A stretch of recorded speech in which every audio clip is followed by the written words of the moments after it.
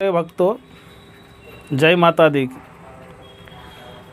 आज नया वर्ष चैत्र माह के शुक्ल पक्ष की तृतीया तिथि है और माँ दुर्गा के तीसरे स्वरूप यानी माँ चंद्रघंटा की पूजा की जाती है।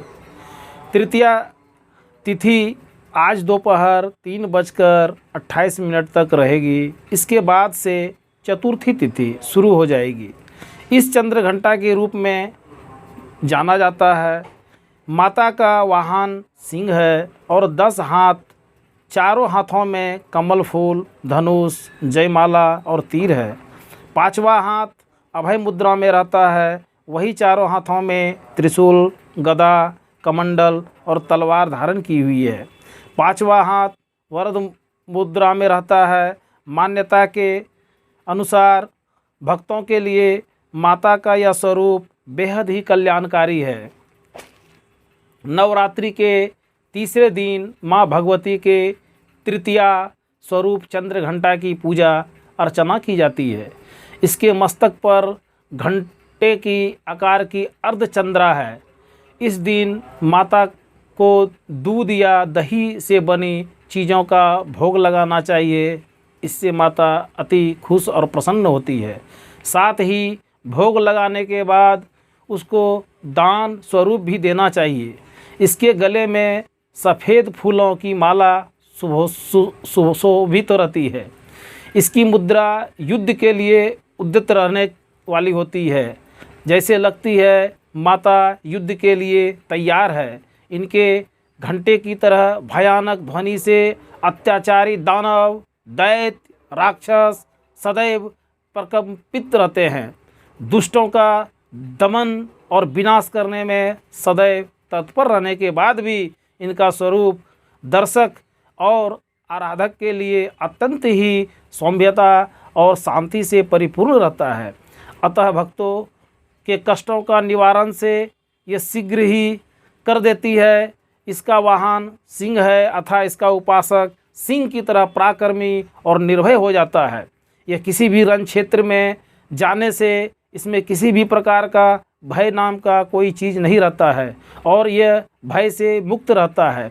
इसके घंटों की ध्वनि सदा अपने भक्तों को प्रेत व्याधि से रक्षा करती है। इसका ध्यान करते ही शरणागत की रक्षा के लिए इसे घंटे की ध्वनि निनांसित हो उठती है।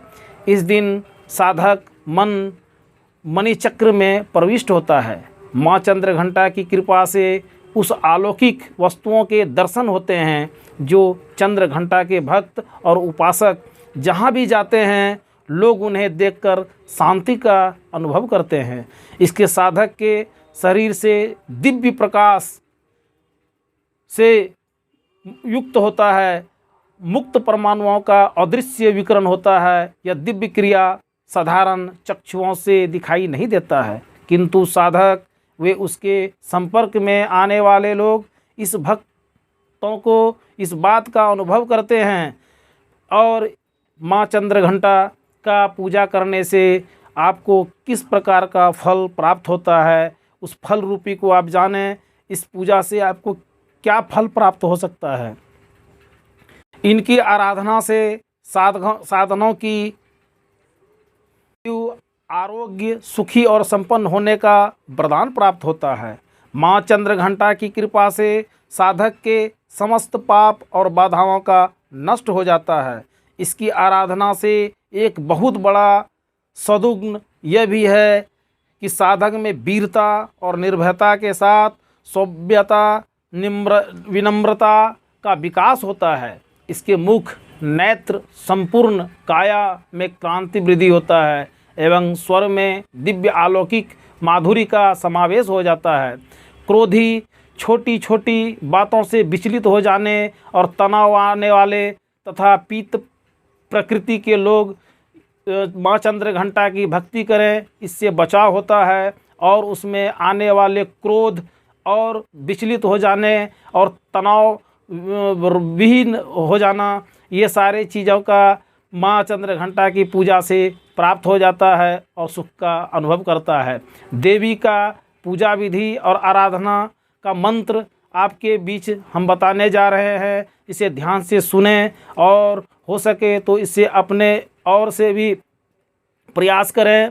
माँ को शुद्ध जल और पंचामृत से स्नान कराएं। अलग अलग तरह के फूल, अक्षत, कुमकुम, सिंदूर अर्पित करें।